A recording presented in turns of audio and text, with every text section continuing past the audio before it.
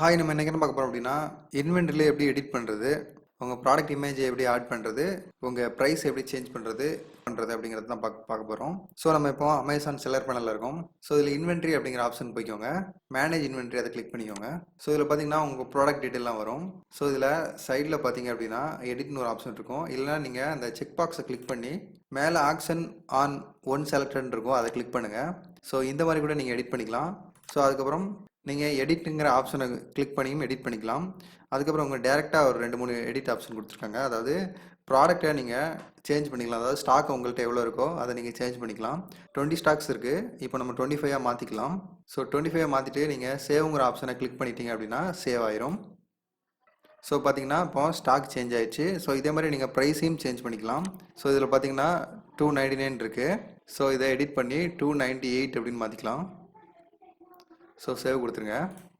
So இதுக்கப்புறம் MRP கொடுத்துருக்காங்க. இதை வந்து 500லேருந்து 499 கூட மாற்றிக்கலாம் நீங்கள். ஸோ சேவ் கொடுத்துடலாம். ஸோ இந்த மாதிரி நீங்கள் எடிட் பண்ணிக்கலாம். அதுக்கப்புறம் இந்த பிஸ்னஸ் ப்ரைஸுன்னு இருக்க இடத்த வந்து டச் பண்ண வேண்டாம் நீங்கள். ஏன்னா பிஸ்னஸ் ப்ரைஸ் பற்றி தெரிஞ்சால் மட்டும் நீங்கள் இதில் போடுங்க. நீங்கள் பிஸ்னஸ் ப்ரைஸை வந்து டச் பண்ணிட்டீங்க அப்படின்னா நீங்கள் எப்படி இதுக்கு என்ன மீனிங் அப்படின்னா, நீங்கள் ஒரு 10 ப்ராடக்ட் மேலே வாங்கினீங்கன்னா உங்களுக்கு நான் ஆஃபர் தரேன் அப்படின்னு கஸ்டமருக்கு நீங்கள் ஆஃபர் பண்ணுற மாதிரி.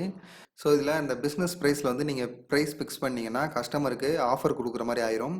ஸோ இதை பற்றி முழுசாக தெரிஞ்சுக்கிட்டு நீங்கள் இதில் வந்து ப்ரைஸ் செலக்ட் பண்ணுங்கள். ஸோ தெரியாமல் இதில் வந்து ப்ரைஸ் கொடுத்துடாதீங்க. இந்த பாக்ஸை நீங்கள் தொடாமல் இருக்கிறது நல்லது. ஸோ அதுக்கப்புறம் நம்ம எடிட் ஆப்ஷனுக்கு போயிடலாம். கிளிக் பண்ணிக்கோங்க. ஸோ இதில் பார்த்தீங்கன்னா ப்ராடக்ட் இமேஜ் டைட்டில் எல்லாம் கொடுத்துருப்பாங்க. அதுக்கடுத்து பார்த்தீங்கன்னா இதில் பார்த்தீங்கன்னா வைட்டல் இன்ஃபர்மேஷனை சேஞ்ச் பண்ணால் இதை கிளிக் பண்ணி நீங்கள் கீழே எடிட் பண்ணி நீங்கள் சேஞ்ச் பண்ணிக்கலாம். அதுக்கப்புறம் வேரியேஷன் கொடுத்துருக்காங்க. நீங்கள் வேரியேஷன்னா அதாவது உங்கள் ப்ராடக்டோட சைஸ், அதாவது ஸோ ஸ்மால், மீடியம், லார்ஜ் அப்படிங்கிற சைஸ் நீங்கள் மாற்றிக்கலாம். அதாவது டிஷர்ட்டுக்கு, பேங்கிள்ஸ்க்கு, ஷூ, அப்புறம் ஷர்ட்டு, இந்த மாதிரி ஐட்டமுக்கு வந்து நம்ம வேரியேஷன் செட் பண்ணிக்கலாம். ஸோ இதில் பார்த்தீங்கன்னா இந்த ப்ராடக்ட்டுக்கு variation are not available for this category அப்படின்னு கொடுத்துருக்காங்க. ஸோ இந்த கேட்டகரிக்கு வேரியேஷன் வராது, அதனால இது நாட் அவைலபிள் அப்படின்னு கொடுத்துருக்காங்க. ஸோ நீங்கள் டிஷர்ட்டோ இல்லை ஷூஸ் அப்புறம் பேங்கிள்ஸு இந்த மாதிரி நீங்கள் இது பண்ணீங்க அப்படின்னா ஸ்மால், லார்ஜ், மீடியம் அப்படின்னு சொல்லி ஆப்ஷன் வந்து வரும். ஸோ நீங்கள் இதில் கிரியேட் கொடுத்து நீங்கள் உங்கள் வேரியேஷனை நீங்கள் இதில் டைப் பண்ணிக்கலாம். ஸோ ஆஃபர் கொடுத்துருக்காங்க. ஆஃபர் வந்து ப்ரைஸு, நீங்கள் ப்ரைஸ் சேஞ்ச் பண்ணால் சேஞ்ச் பண்ணிக்கலாம். ஸோ இதில் ப்ரைஸ் டீட்டெயிலாம் கொடுத்துருப்பாங்க, நீங்கள் சேஞ்ச் பண்ணால் சேஞ்ச் பண்ணிக்கலாம். அப்புறம் ஸோ அதுக்கப்புறம் பார்த்தீங்கன்னா காம்ப்ளைண்ட்ஸ் வந்து உங்களுக்கு இந்த ப்ராடக்ட்டில் பேட்டரி அவைலபிளாக இருக்கா, பேட்டரி இல்லையா, எத்தனை பேட்டரி அப்படிங்கிற டீட்டெயிலாம் இதில் கொடுத்துருக்காங்க. ஸோ அதை நீங்கள் சேஞ்ச் பண்ணால் பண்ணிக்கலாம்.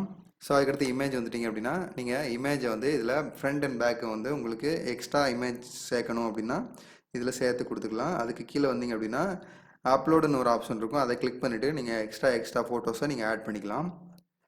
ஸோ அதுக்கப்புறம் டெஸ்கிரிப்ஷனை பொறுத்த வரைக்கும் உங்களுக்கு டெஸ்கிரிப்ஷன் பிடிக்கல அப்படின்னா நீங்கள் மாற்றிக்கலாம். ஸோ கீவேர்டை பொறுத்த வரைக்கும் நீங்கள் எக்ஸ்ட்ராவாக கீவேர்டு ஆட் பண்ணோம் அப்படின்னா ஆட் பண்ணிக்கலாம்.